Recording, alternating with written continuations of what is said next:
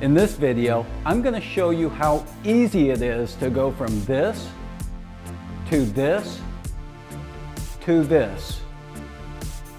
I'm just joking about how easy it is.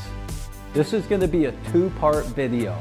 Part one is prepping the floor. Part two, and that'll be laying the rock solid coating down.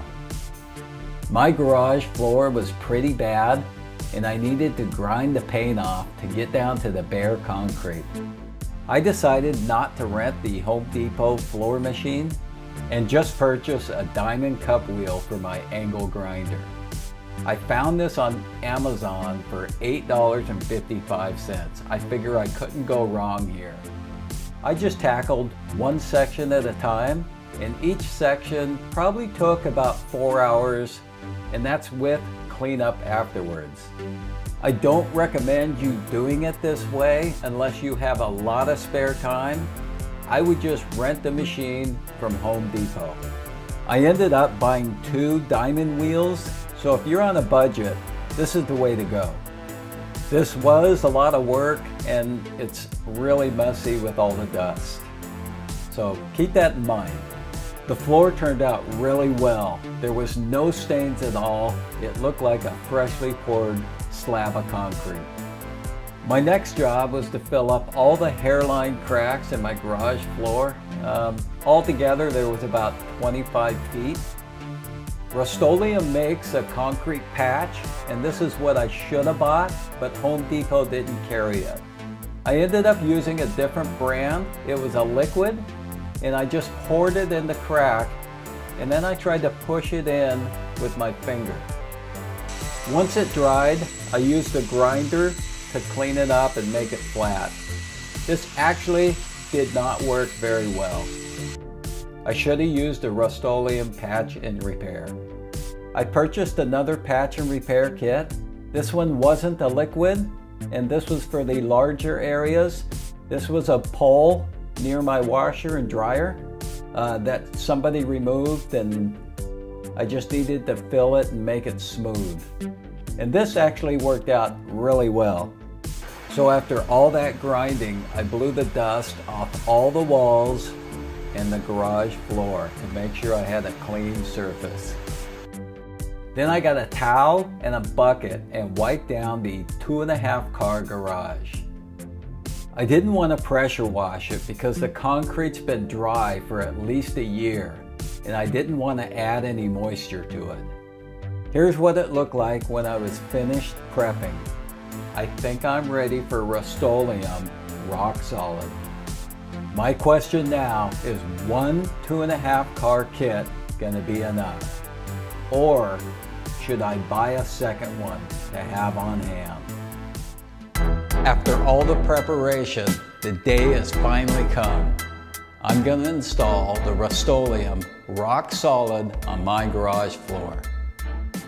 I've read so many reviews and watched so many videos on YouTube of people having a nightmare installing this.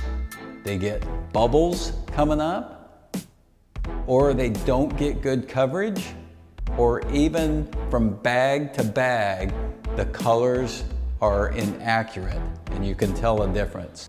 So at this point, I'm not sure how mine's gonna turn out, but I did buy some extra chips. That way I can hide some of the flaws if there is some. I'll do the best I can. You be the judge. Let's get started. All right, so it's game time. We've got our pouches. I've mixed these up. My next step is to burst A into B. We have chips. We've got a little bit more chips than what we thought we needed, just to cover up any flaws or anything like that. Got the directions. I'm going to follow them to a T. I've got a helper. We're going to start over in this area, do the curb, and then we'll start laying it out. This is the washer and dryer area.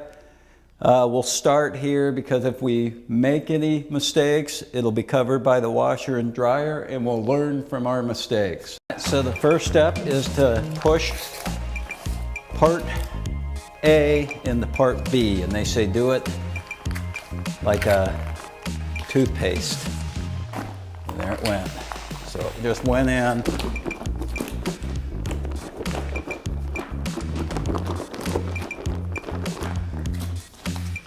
It's like hardly any material in here, it feels like. So must be, you spread it thin.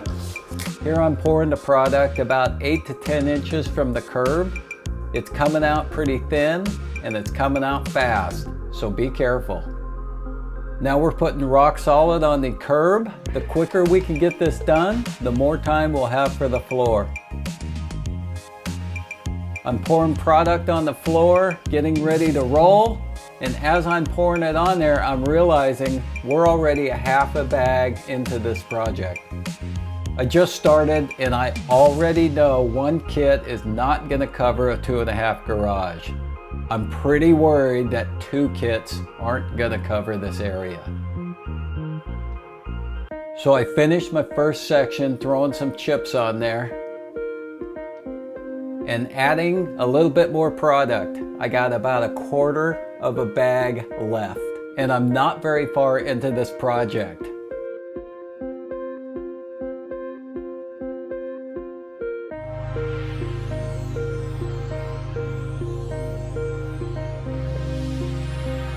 I'm shaking up bag number 2. I'll cut it up and lay it out. I have to do a better job on bag number 2. Spread it nice and thin, because at this point, we're nowhere near where we need to be. Let's see if I can do a better job.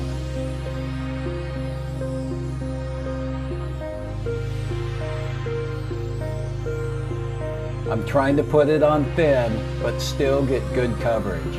I think I'm doing a better job on the second bag, but I'm still not sure if I'm gonna have enough. What do you guys think? I'm already starting to stress.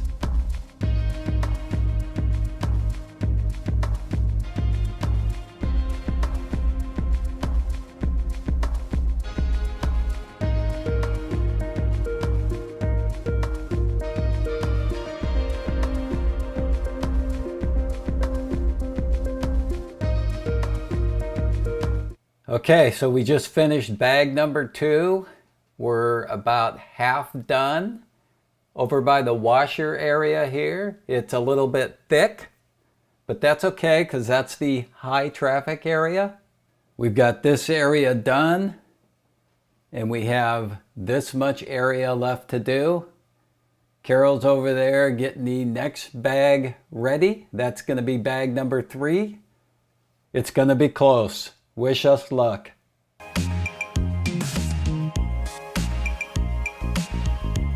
So we just finished bag number 3 and we still have a long way to go.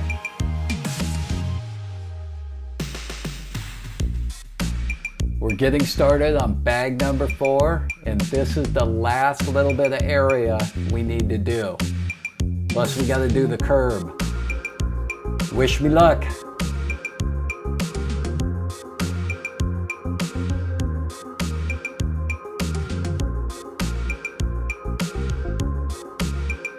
This is our last bag, and there's just a little bit left in here. All right, there's just a tad bit more in there.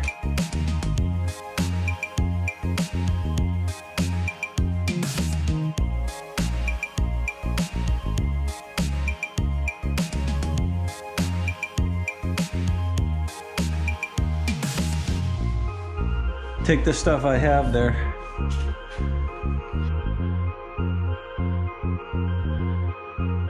We are scraping out the last little bit of product from this bag to finish this. We have 0 product left over. Oh no. You know how happy that makes me?